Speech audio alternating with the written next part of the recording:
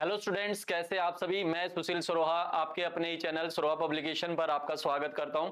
बेटा पहले तो थोड़ा सा माफी मांगना चाहूंगा क्योंकि काफी टाइम के बाद आपके सामने हाजिर हुआ हूं।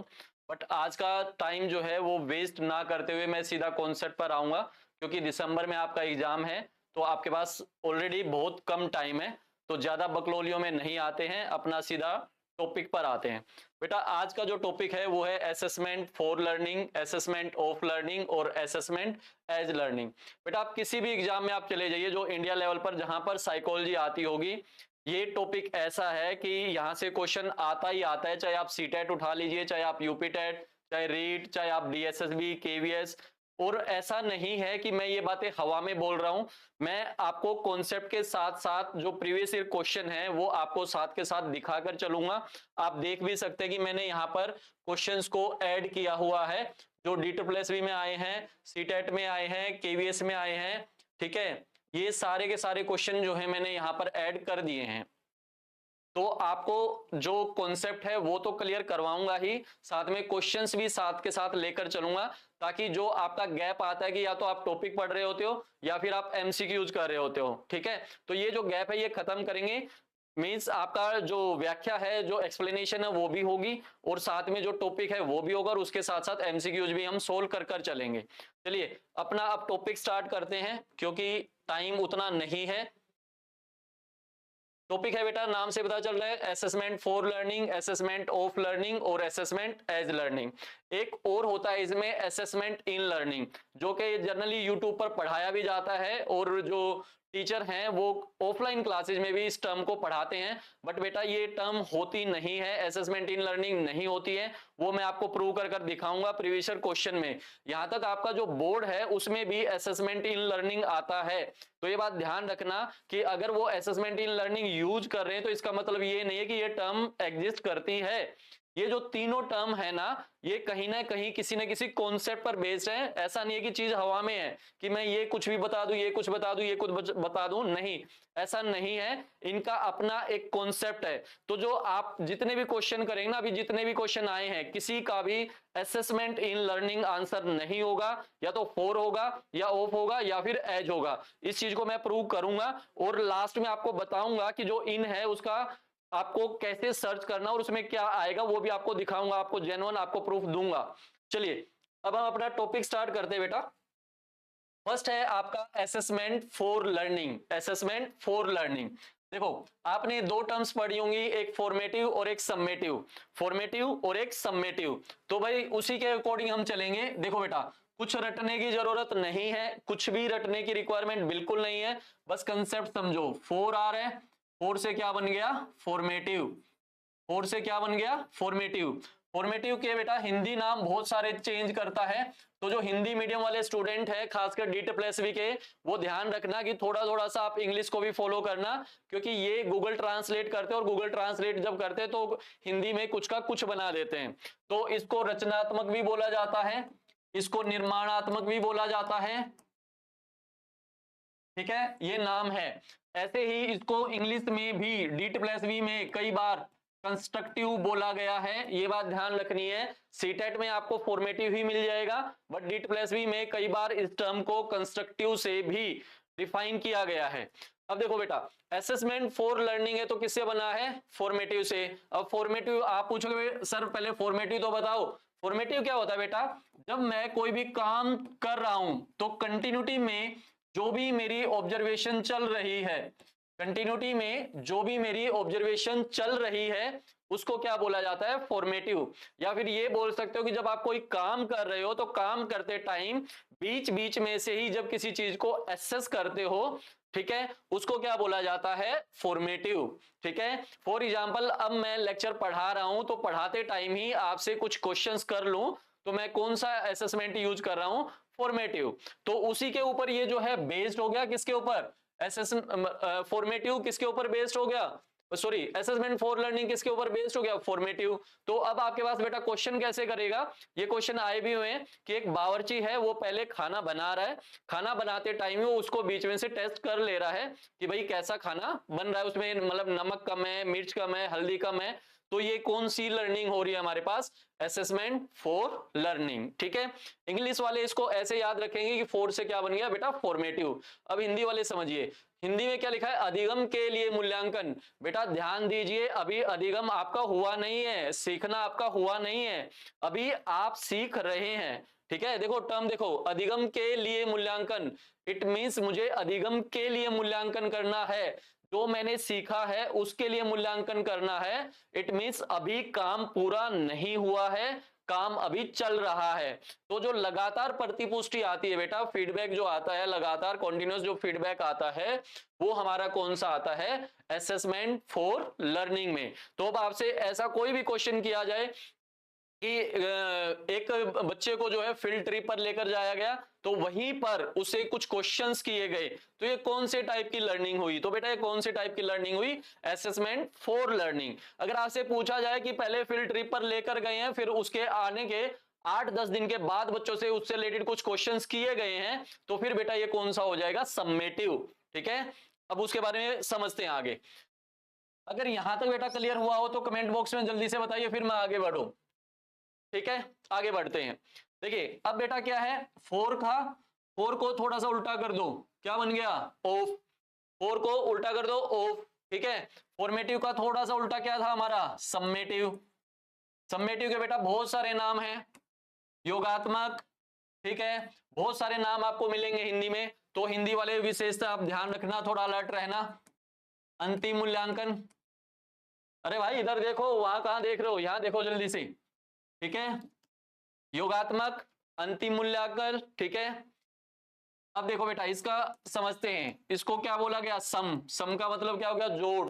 जोड़ का मतलब जब सारी चीजें क्या हो गई, खत्म हो गई, तो आपने सब चीजों का क्या निकाल दिया, निचोड़ निकाल दिया। ठीक है, तो सम्मेटिव जो मेरी टर्म चलती है वो कैसे चलती है, ओवरऑल। ठीक है, कैसे चलती है, ओवरऑल। जब सारी चीजों को आप जोड़ देते हो, कंबाइंड कर देते हो, तो उसको क्या बोला जाता है बेटा, सम्मेटिव। और सम्मेटिव जो है वो किससे रिलेटेड हो गया, assessment of learning, assessment of learning.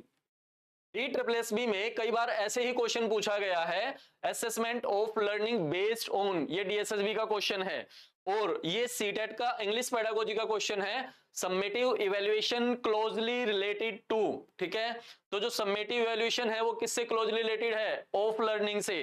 ठीक है, और फॉर्मेटिव क्लोजली रिलेटेड किससे है, फॉर लर्निंग से। ठीक है, यहां तक का अगर कॉन्सेप्ट क्लियर है जल्दी से कमेंट बॉक्स में बताइए, आगे बढ़ते हैं। चलिए अब बेटा देखिए आगे है एज लर्निंग। ठीक है, एज वैसे तो हम जो है कंपैरिजन के लिए यूज करते हैं, इसके लिए यूज करते हैं कंपैरिजन के लिए, बट आपको इवैल्यूएशन में कंपैरिजन कीवर्ड यूज नहीं करना है। बच्चों का फ्रीक्वेंटली टेस्ट लेना इवैल्यूएशन नहीं है, बच्चों को रैंकिंग देना इवैल्यूएशन नहीं है। हालांकि रैंकिंग सम्मेटिव का पार्ट है, लेकिन बच्चों को हमें जो है रैंकिंग नहीं देनी है, बच्चों को हमने नाम आइडेंटिफाई नहीं करने हैं। जैसे पुराने टाइम में बच्चों को करते थे, ये नालायक है, ये उससे बड़ा नालायक है, ये बुद्धू है, ये है, ये नहीं, ये ज्यादा बुद्धिमान है, ये कम बुद्धिमान है, ये चीजें हमें नहीं यूज करनी है। और ना ही हमें उनके जो पीयर्स हैं, जो उनके समकक्ष हैं, उनके साथ कंपैरिजन करना है, ये बात आपको ध्यान रखनी है। तो एज को हम कैसे यूज करते हैं, ठीक है, अब आपको आप ही के स्कूल टाइम में लेकर चलता हूं, चलिए जल्दी से। देखिए आपने स्कूल टाइम में क्या किया कि आपके टाइम पर रिपोर्ट कार्ड मिलता था। ठीक है, अब रिपोर्ट कार्ड में क्या होता था, 3 महीने की आपकी रिपोर्ट होती थी, ये 3 मंथ्स की, ये 6 मंथ्स की, और ये आपकी 9 मंथ्स की। अब 3 मंथ्स का वो रिकॉर्ड देते थे कि देखो इंग्लिश में आपके इतने आ गए, हिंदी में आपके इतने आए, ठीक है, SST में आपके इतने आए। अब अगले 6 महीने में फिर आपको रिपोर्ट कार्ड मिला, फिर आपके इंग्लिश में फॉर एग्जांपल यहां पर 25 मार्क्स आए, यहां पर अब आपके आगे 30 मार्क्स। हिंदी में आपके पिछली बार थे 50, अब की बार आगे 60 मार्क्स। इसमें आपके पिछली बार थे 30 और अब की बार आगे 40। ठीक है, तो अब आप दो तरीके से खुद की लर्निंग को, सॉरी खुद की लर्निंग नहीं, मतलब दो तरीके से लर्निंग को क्या करते थे, एसेस करते थे। वो कैसे करते थे बेटा, वो समझते हैं। पहली जो है वो करते थे individual to individual, individual to individual, याद रहेगा, व्यक्तिगत रूप से जब आप अपनी लर्निंग को, अपने अधिगम को एसेस करते थे, तो आप कौन सी उसमें थे, एज लर्निंग में।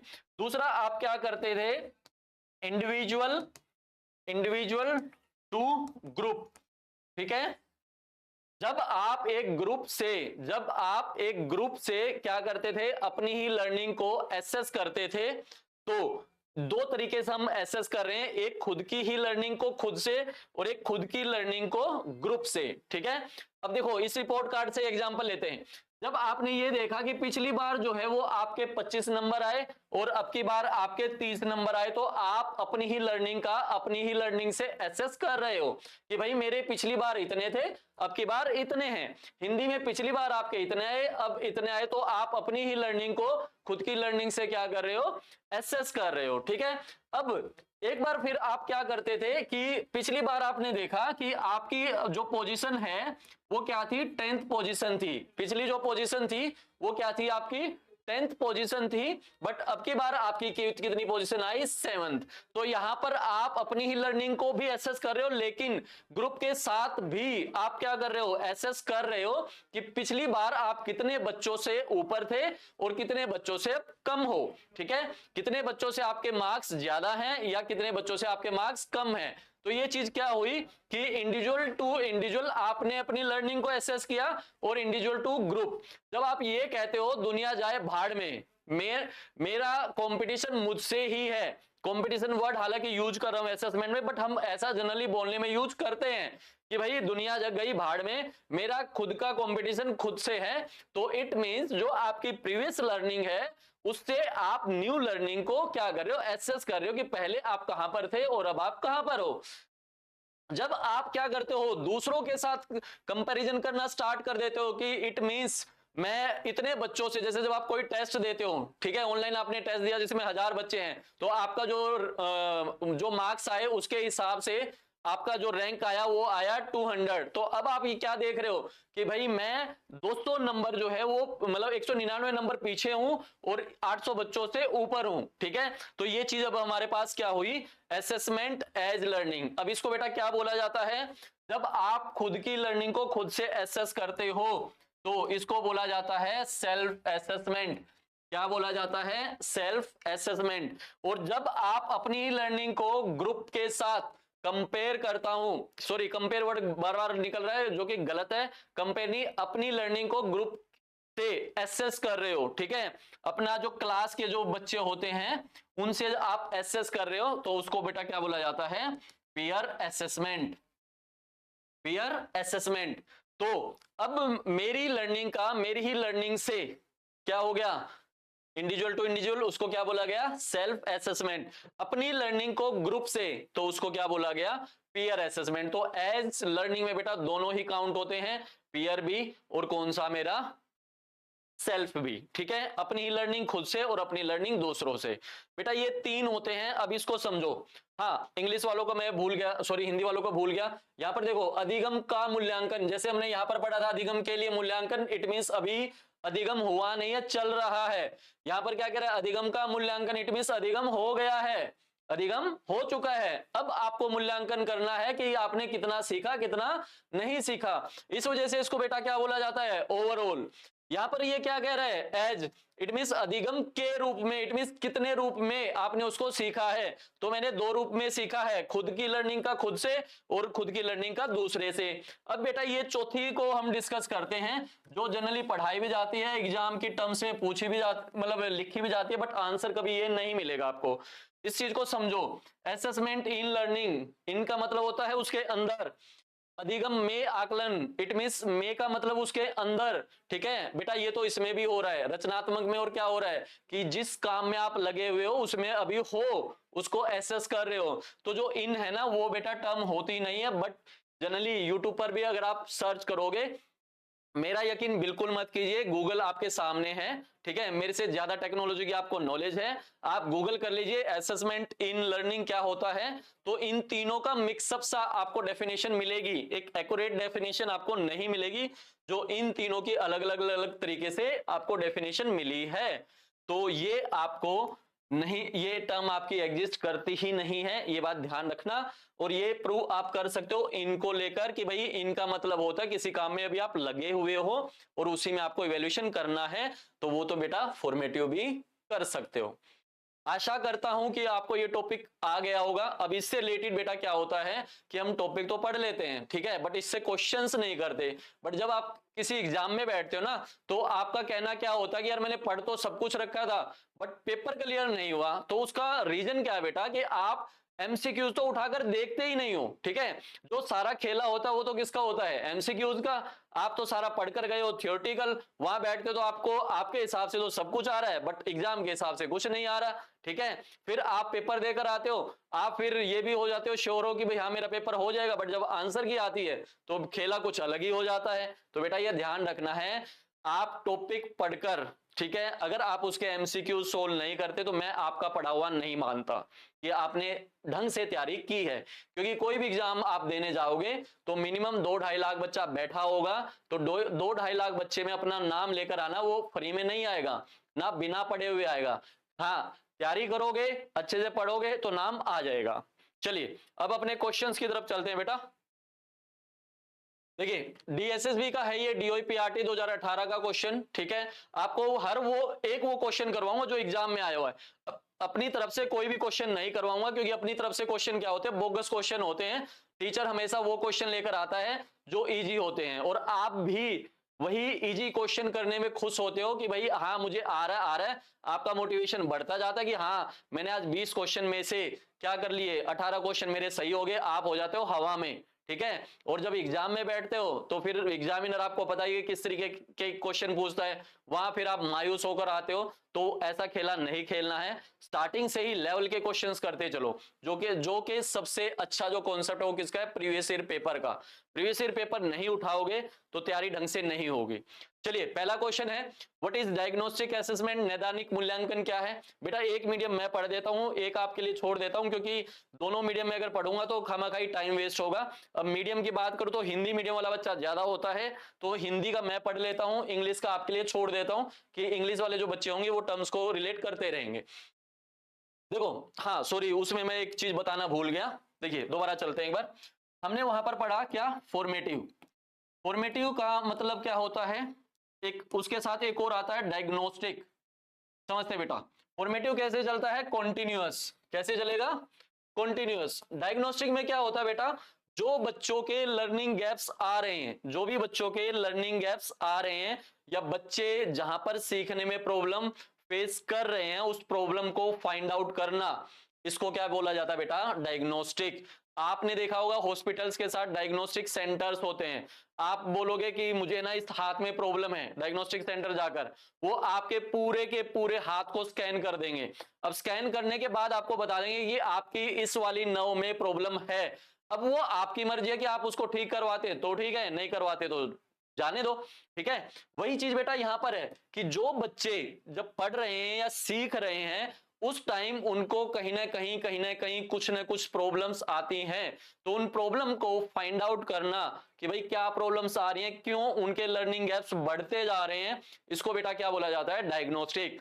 फॉर एग्जांपल आपने एक टेस्ट लिया बच्चों का, और टेस्ट लेने से अब क्या हुआ कि लगभग 60 बच्चे थे, उसमें से 55 स्टूडेंट्स जो थे उनके ठीक ठाक मार्क्स है, अच्छे मार्क्स हैं, 5 के अच्छे मार्क्स नहीं आए। तो एज ए टीचर अब आपकी रिस्पॉन्सिबिलिटी बनती है कि मुझे ये चेक करना पड़ेगा कि ये 5 बच्चे लैग क्यों कर रहे हैं। तो वो मुझे अब फीडबैक दे रहे हैं कि सर जिस दिन आपने ये टॉपिक पढ़ाया था उस दिन हमें उतना अच्छे से समझ नहीं आया, तो अब मुझे प्रॉब्लम मिल गई कि जो टॉपिक मैंने पढ़ाया वो अच्छे से उनको समझ नहीं आया। तो अब मुझे उनकी प्रॉब्लम फाइंड आउट तो हो गई, लेकिन अब उसको मुझे क्या करना है, सही करना है। तो इट मींस मुझे कुछ न कुछ क्या देना पड़ेगा, सॉल्यूशन देना पड़ेगा। तो उसके लिए फिर मुझे क्या देनी पड़ेगी, रेमेडीज टीचिंग। उसको क्या बोला जाता है, रेमेडियल टीचिंग। तो बेटा डायग्नोस्टिक का मतलब क्या हुआ कि जब बच्चा सीख रहा है तो सीखते टाइम उनकी प्रॉब्लम फाइंड आउट करना कि क्या दिक्कतें आ रही हैं। तो बेटा ये तो हम ऐसा इसमें भी कर रहे थे, हम इसमें भी कर रहे थे। तो कहीं ना कहीं डायग्नोस्टिक एक तरीके से फॉर्मेटिव के साथ साथ चलने वाली एक्टिविटी है। हाँ, D2+ भी जब आपसे क्वेश्चन करे कि बच्चों की प्रॉब्लम फाइंड आउट करनी है तो इसके लिए कौन सा इवैल्यूएशन सही रहेगा। तो दोनों आंसर अगर सॉरी दोनों ऑप्शन दे रखे फॉर्मेटिव और डायग्नोस्टिक, तो बेटा इसकी डेफिनेशन इसके साथ चलेगी और इसकी डेफिनेशन इसके साथ चलेगी। बट अब कई बार एग्जाम में क्या करता है, ये पूछ लेता है कि diagnostic evaluation closely related to, जो निदानात्मक मूल्यांकन है वो किसके साथ निकटतम संबंधित है। तो बेटा डायग्नोस्टिक इवैल्यूएशन किसके साथ संबंधित है, फॉर्मेटिव। आप इतना भी सोचो, समेटिव का मतलब होता है ओवरऑल रिजल्ट निकालना जब लास्ट में चीजें चलती हैं, ठीक है। एंड ऑफ द सेशन जो होता है उसको क्या बोला जाता है, समेटिव। इस पर भी मैं सेशन लेकर आऊंगा, फॉर्मेटिव, समेटिव और सीसी, ठीक है। आपको कमेंट बॉक्स में बताना है कि आपको कितना जल्दी वो टॉपिक चाहिए, ठीक है। जितना आपका रिस्पॉन्स अच्छा होगा उतना ही मेरा आपसे डबल रिस्पॉन्स होगा, लेक्चर पर लेक्चर मैं लेकर आता रहूंगा, ठीक है। अब देखो बच्चों यहाँ पर ये डायग्नोस्टिक इवैल्यूएशन जो है वो किससे रिलेटेड है, फॉर्मेटिव से। किससे रिलेटेड है, फॉर्मेटिव से।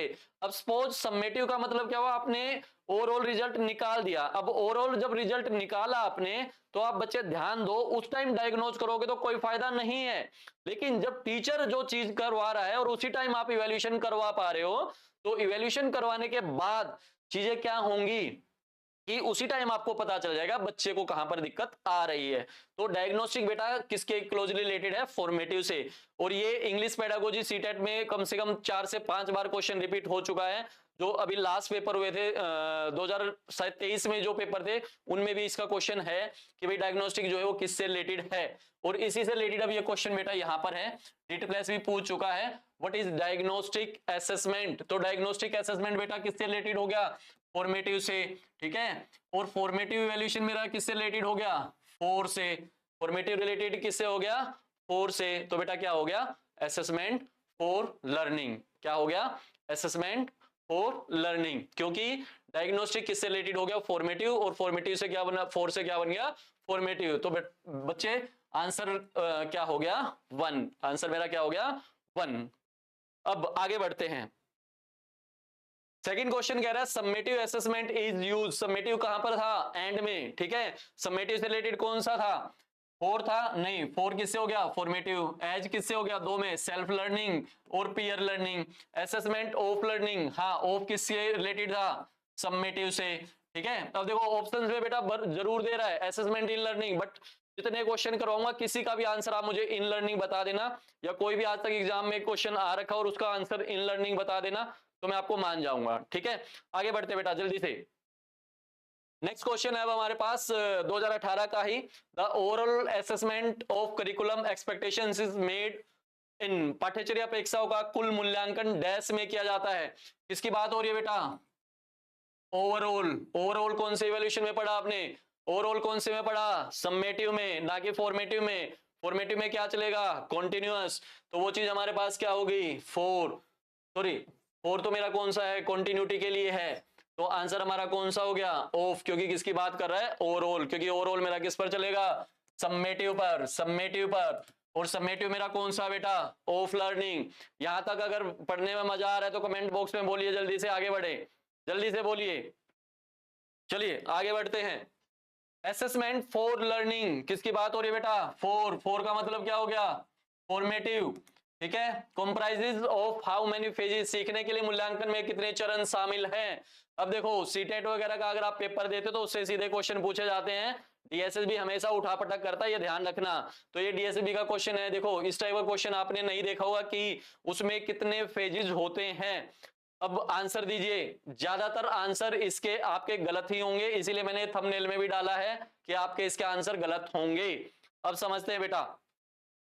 अब जो आपका असेसमेंट फॉर लर्निंग होता है उसमें क्या होते हैं, 2 फेजेज होते हैं। कितने फेज होते हैं बेटा, 2। कौन कौन से होते हैं, एक फेज को बोला जाता है इनिशियल। इनिशियल का मतलब क्या हो गया, डायग्नोस्टिक।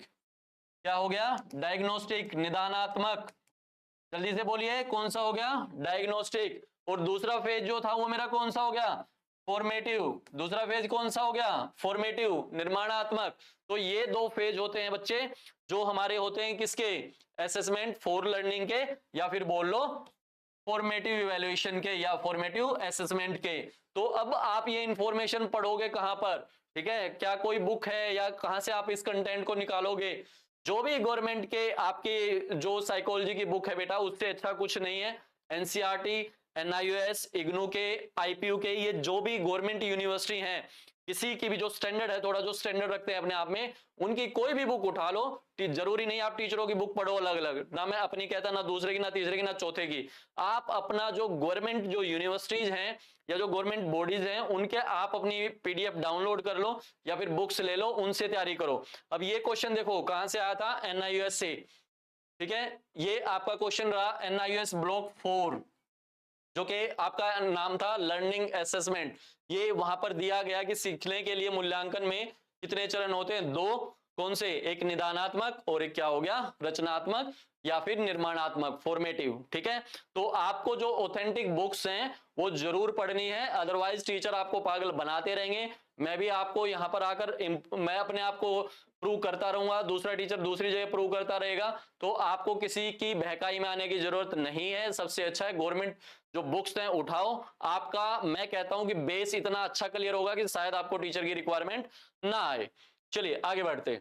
नेक्स्ट कह रहा है निम्नलिखित में से कौन सा अधिगम के लिए आकलन का उपागम नहीं है। क्या पूछ रहा है, नहीं है। अब यही खेला हो जाता है एग्जाम में, आप क्या करते हो, नहीं को कंसीडर ही नहीं करते और यहां पर पॉजिटिव ऑप्शन ढूंढना स्टार्ट कर देते हो। अब बच्चे पॉजिटिव तो 3 है, तो आप तो क्या करोगे, आंसर गलत कराओगे, जबकि क्या पूछा गया है, नहीं है।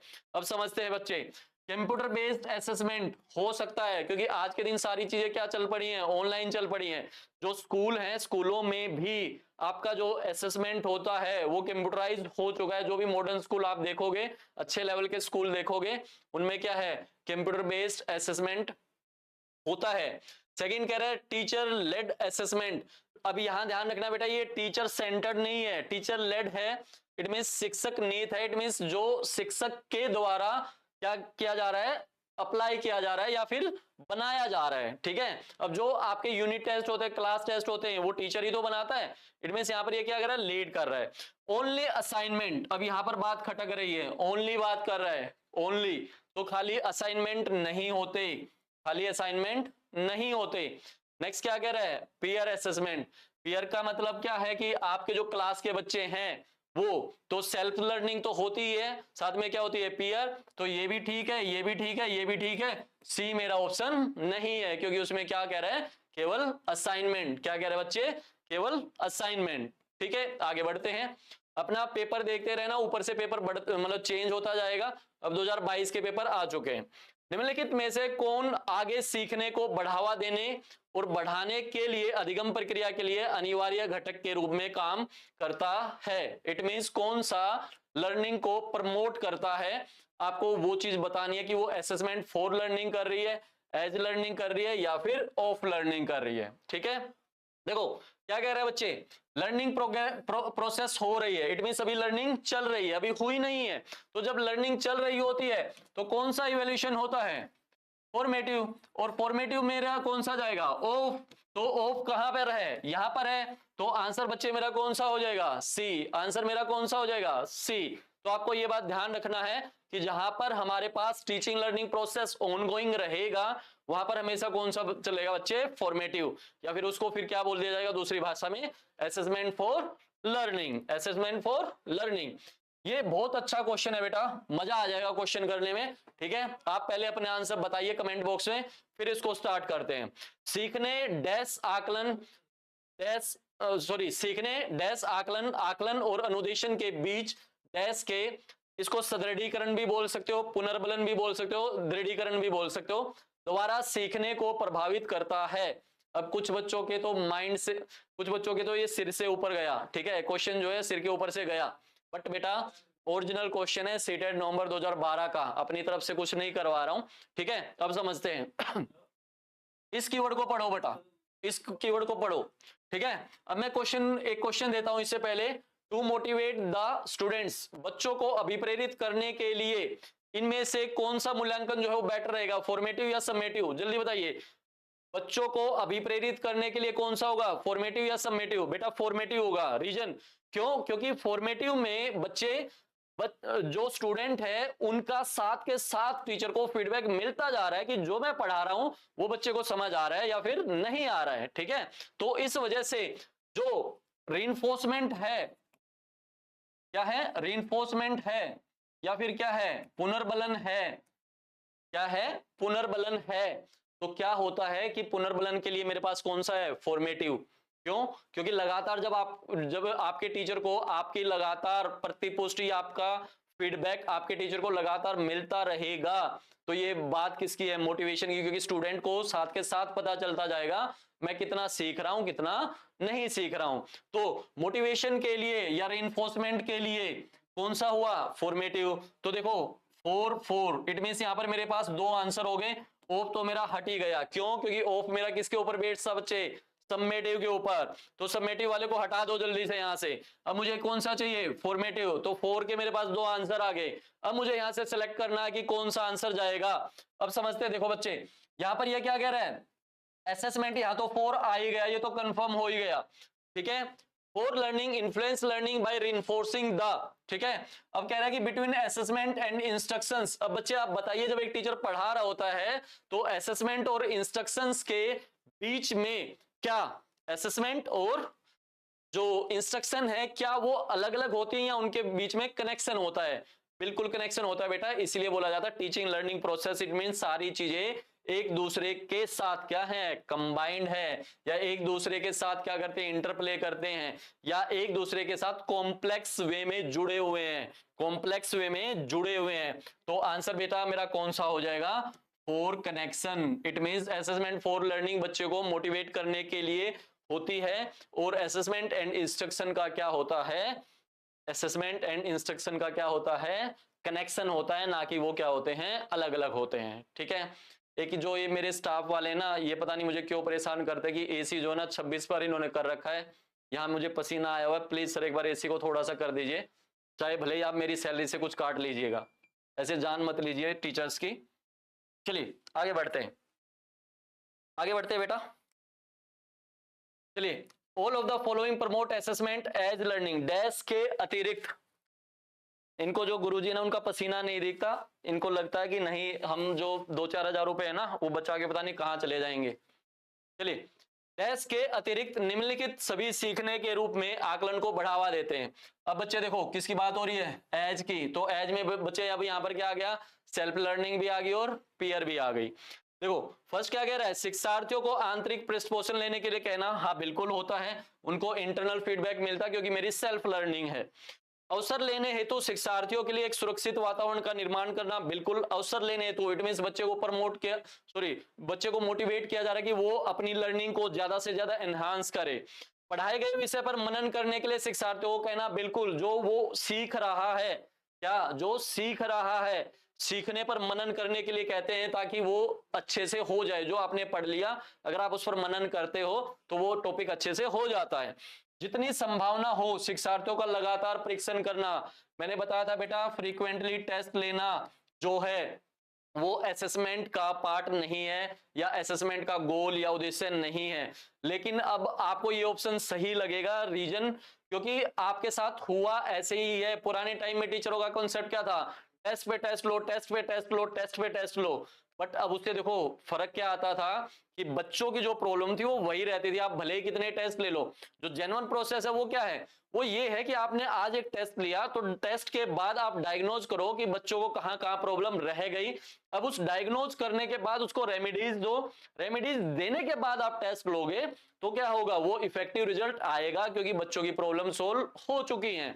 तो जहां पर भी आपको फ्रीक्वेंटली टेस्ट मिले असेसमेंट में, हमेशा नेगेटिव होगा, आंसर गलत होगा, ये मतलब ये ऑप्शन में आएगा ही नहीं। इट मींस जो फ्रीक्वेंटली टेस्टिंग है वो हमें नहीं करनी है, वो असेसमेंट का एम या उद्देश्य नहीं है। अब देखो ये क्या पूछा गया है यहाँ पर, एक्सेप्ट, एक्सेप्ट का मतलब एक नहीं है। ये जहां पर एक्सेप्ट आता है, जहां पर नोट आता है, तो वहां पर कान खड़े कर लिया करो कि क्या पूछा गया है, ठीक है। तो एक्सेप्ट पूछा गया है के अतिरिक्त, इट मींस एक ऑप्शन नहीं है, 3 ऑप्शन सही हैं। तो अब आंसर मेरा कौन सा हो गया, आंसर हमारा हुआ डी। डी मेरा उसके अकॉर्डिंग नहीं है, जबकि 3 ऑप्शन मेरे उसके अकॉर्डिंग है। चलिए अब आगे बढ़ते हैं। नेक्स्ट क्या है, शिक्षक कक्षा के कार्यों को एकत्रित करता है, इकट्ठा कर रहा है और उन्हें पढ़ता है, उसके बाद योजना बनाता है और अपने अगले पाठ को शिक्षार्थियों की आवश्यकताओं को पूरा करने के लिए समायोजित करता है। यहां पर देखो बेटा, शिक्षार्थियों की आवश्यकताओं को, आपको आंसर अब लग रहा होगा कि इसका आंसर जो है वो कौन सा होगा, ऑफ होगा, ठीक है। लेकिन समझो इस चीज को, वो आप क्या सोच रहे हो इस क्वेश्चन से कि टीचर ने एक लेसन कंप्लीट करवाया, फिर अगले दिन आ रहा है, फिर पढ़ा रहा है, फिर अगले दिन आ रहा है, फिर पढ़ा रहा है, तो आपको क्या लग रहा है कि ऑफ हो गया? नहीं बच्चे, समझो, एक शिक्षक कक्षा के कार्य को इकट्ठा कर रहा है और उन्हें पढ़ाता है, और उसके बाद पढ़ता है, उसके बाद योजना बनाता है, प्लान कर रहा है, काम अभी चल रहा है, प्लानिंग हो रही है। अपने अगले पार्ट को शिक्षार्थियों की आवश्यकता हो, इनमें बच्चों की जो नीड है उसको ध्यान रखा जा रहा है। तो जो फॉर्मेटिव इवैल्यूएशन है बच्चे, वो स्टूडेंट्स की नीड के ऊपर बेस्ड होता है। इस वजह से आंसर मेरा कौन सा जाएगा? फॉर्मेटिव। और फॉर्मेटिव किसे बोला जाता है बच्चे? Assessment for learning, assessment for learning. तो आंसर हमारा कौन सा जाएगा? Assessment for learning. चलिए आगे बढ़ते हैं। नेक्स्ट हमारे पास, निम्नलिखित में से कौन सा अधिगम के लिए आकलन को उजागर करता है? किसकी बात कर रहा है? फॉर लर्निंग की। इसकी बात हो रही है फॉर लर्निंग की।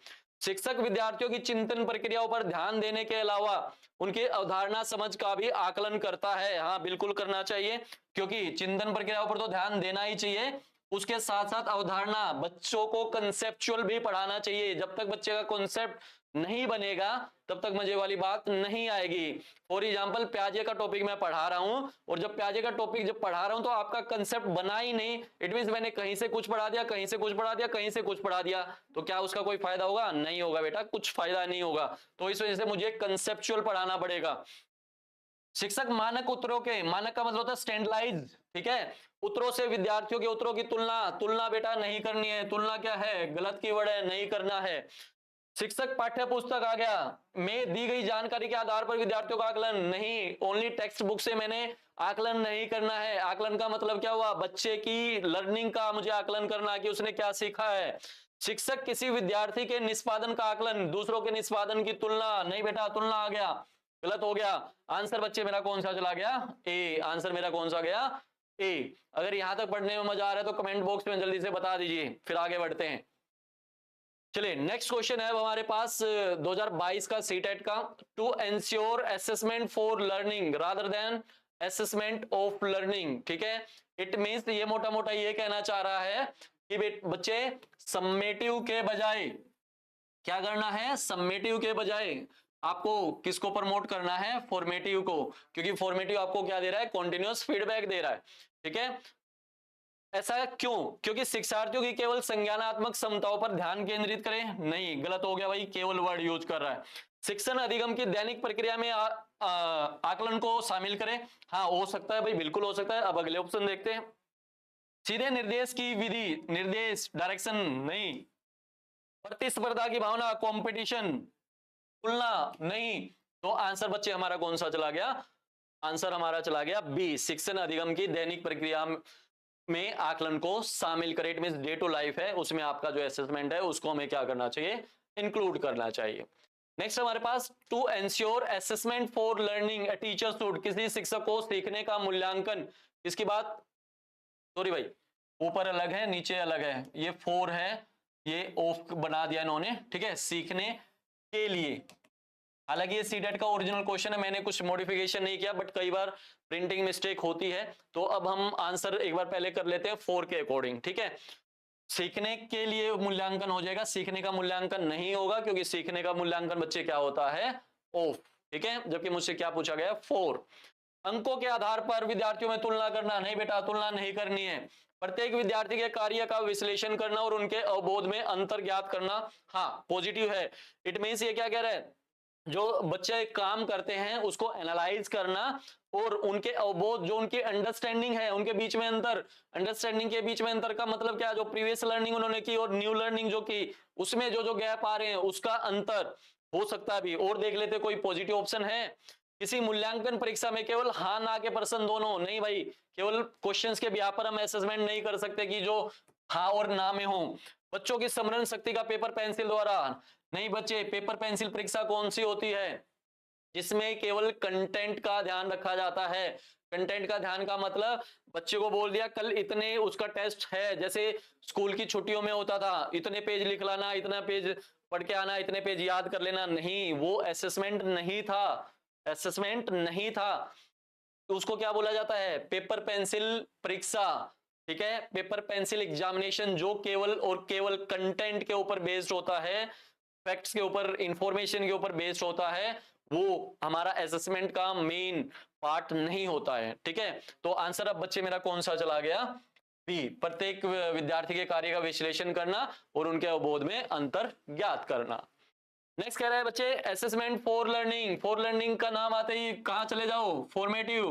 कहां चले जाओ? फॉर्मेटिव। सीखने सिखाने से के पहले, के दौरान, के बाद में मूल्यांकन करना। हाँ, फॉर्मेटिव में ऐसा होगा, जो टीचिंग लर्निंग प्रोसेस होगा उसके साथ साथ चीजें चलती रहेंगी। सेकंड क्या कह रहा है? Formal as well as informal procedures, औपचारिक व अनौपचारिक। हाँ बच्चे, दोनों ही होते हैं। औपचारिक का मतलब जो क्या है, यूनिट टेस्ट हो गए, क्लास टेस्ट हो गए। अनौपचारिक का मतलब क्या हुआ, जो क्विज करवाते हो, कंपटीशन करवाते हो, वो भी कहीं ना कहीं फॉर्मेटिव का पार्ट है।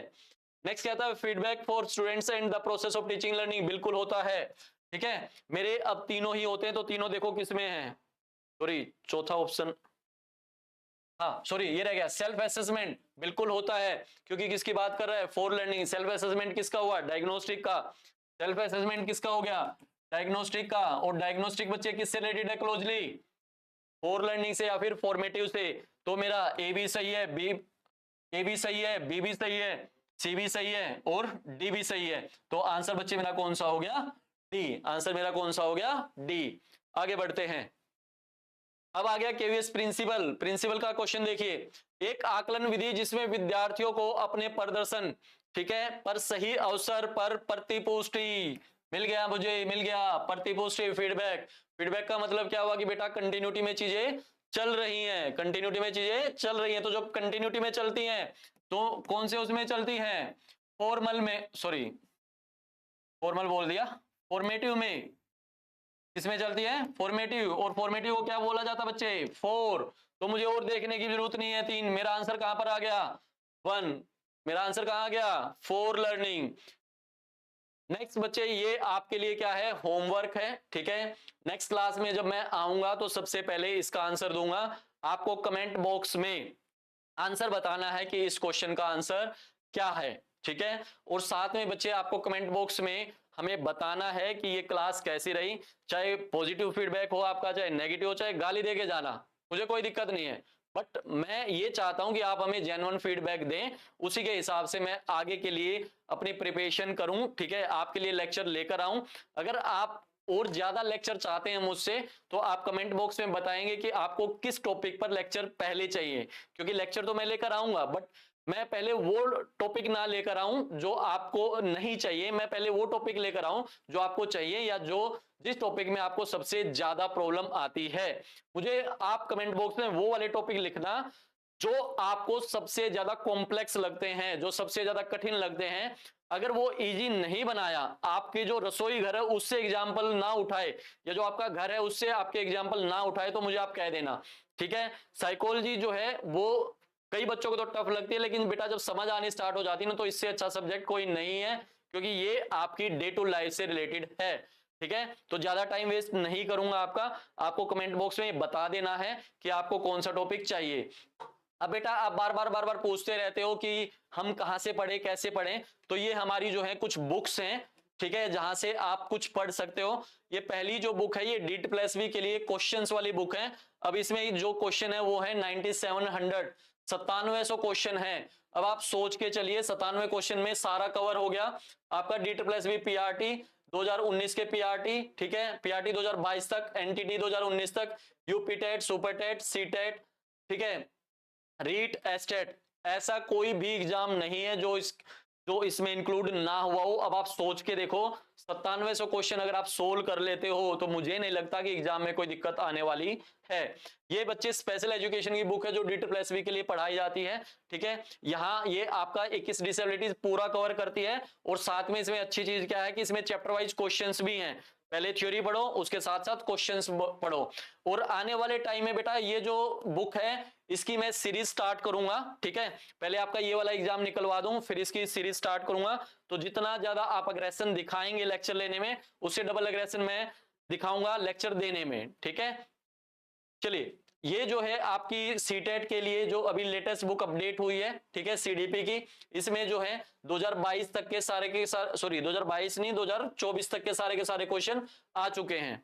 ये अपडेटेड है। जो लास्ट पेपर हुआ है वो आ चुका है इसमें, तो आप थ्योरी और प्लस क्वेश्चन के लिए ले सकते हो।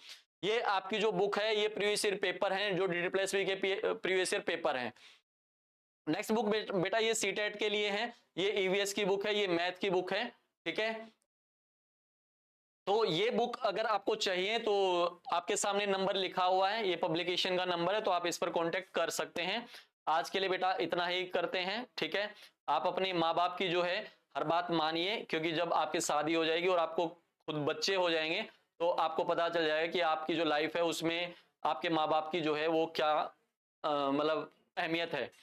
शादी से पहले आपको कभी अपने माँ बाप के बारे में नहीं पता चलता, शादी होने के, बच्चे होने के बाद आपको खुद पता चल जाएगा कि उनकी अहमियत कितनी है। तो अपने माँ बाप से प्यार करते रहिए, आगे बढ़ते रहिए। Okay, thank you.